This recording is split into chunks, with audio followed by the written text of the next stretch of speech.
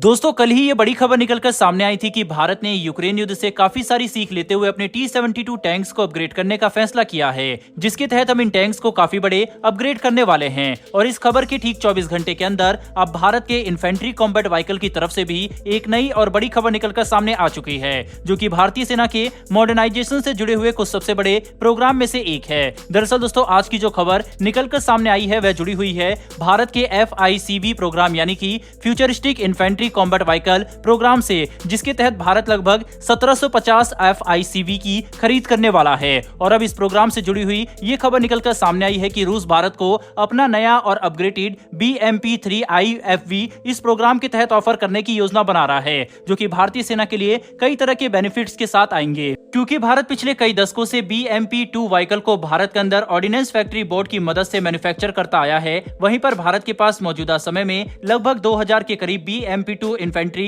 Combat vehicle मौजूद है। ऐसे में अगर भारत किसी दूसरे कॉम्बैट व्हीकल की बजाय BMP-3 की तरफ आगे बढ़ता है तो लॉजिस्टिक को मैनेज करना, साथ ही सैनिकों की ट्रेनिंग पर जो खर्च होगा वह भी बच सकेगा, क्योंकि दोनों ही व्हीकल में काफी सारी समानताएं मौजूद हैं। यही वजह है कि BMP-3 को ऑपरेट करना भी दूसरे IFVs के मुकाबले आसान होगा, जो कि रूस के BMP-3 ऑफर को भारत के लिए काफी आकर्षक बनाता है। साथ ही हम इस बात से भी इनकार नहीं कर सकते कि रूस ने इस व्हीकल में पहले के मुकाबले काफी सारे अपग्रेड किए हैं। वहीं पर अब BMP-3 एक 100 mm मेन गन के साथ साथ 30 mm ऑटोमेटिक कैनन और एक 7.62 मशीन गन के साथ भी आता है। और इसकी कैपेबिलिटी इस हद तक बढ़ चुकी है कि ये लो एल्टीट्यूड पर उड़ान भर रहे हेलीकॉप्टर को भी टारगेट कर सकता है। इतना ही नहीं बल्कि रूस ने BMP-3 के कंप्यूटर एल्गोरिथम में भी काफी सारे अपग्रेड किए हैं, जिसमें अगर कुछ सबसे बड़े और ताकतवर अपग्रेड की बात करें तो वह है इसका रिमोट कंट्रोल वेपन स्टेशन, यानी कि अब इसके वेपन स्टेशन को रिमोट के जरिए कंट्रोल किया जा सकता है, जिसे ऑपरेट करने के लिए ऑपरेटर को BMP-3 की सुरक्षा से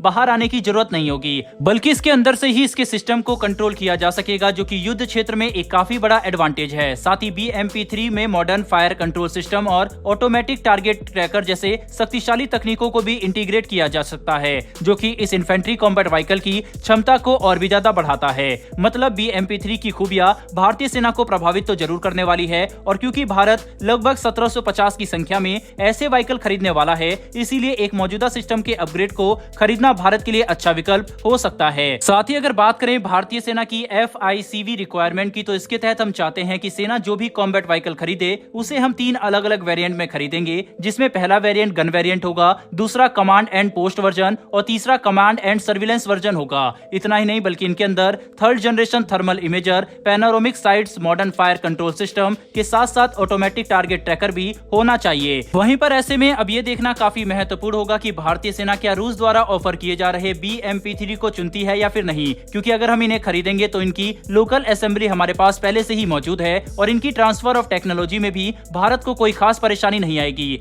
यानी कि ये हमारे लिए एक सस्ता और अच्छा विकल्प है, जिन्हें हम काफी जल्दी मैन्युफैक्चर करके अपनी सेवा में शामिल कर सकते हैं। बहरहाल दोस्तों बढ़ते हैं हमारी दूसरी खबर की तरफ, और ये खबर भारतीय वायुसेना की तरफ से निकलकर सामने आ रही है, जिसके तहत भारत अपने 150 सुखोई 30 फाइटर विमान को अपग्रेड करने के लिए बड़े कदम उठाने की तरफ आगे बढ़ चुका है। और बहुत जल्दी हम सुखोई में स्वदेशी सिस्टम इंटीग्रेट होते हुए देखेंगे, जो कि इनकी क्षमता को 5वीं पीढ़ी के फाइटर विमान के काफी नजदीक पहुंचा देगी और हमारे सबसे शक्तिशाली विमान को और भी ज्यादा ताकतवर बना दिया जाएगा। दरअसल अब यह खबर निकलकर सामने आ रही है कि इस साल Hindustan aeronautics limited Sukhoi 30 fighter विमानों के अपग्रेड को लेकर कोई बड़ा फैसला कर सकती है, जिसके लिए भारतीय वायुसेना और मिनिस्ट्री ऑफ डिफेंस को कम से कम $4 अरब की फंडिंग जारी करनी होगी, जिसके बाद ही हम अपने 150 सुखोई फाइटर विमानों को अपग्रेड करने के प्रोग्राम को आगे बढ़ा पाएंगे। इन अपग्रेड के दौरान सुखोई विमानों में काफी शक्तिशाली सिस्टम इंटीग्रेट किए जाने हैं, जिसके लिए ज्यादा फंडिंग की जरूरत होगी। शुरुआती जानकारी के हिसाब से सुखोई 30 विमानों को अपग्रेड करने के लिए इनके कॉकपिट को अपग्रेड किया जाएगा, साथ ही इनके कंप्यूटर सिस्टम और सॉफ्टवेयर एल्गोरिथम के साथ साथ सुखोई विमानों में नए इंफ्रारेड सेंसर और स्वदेशी उत्तम मार्क 3 रडार का भी इस्तेमाल किया जाने वाला है।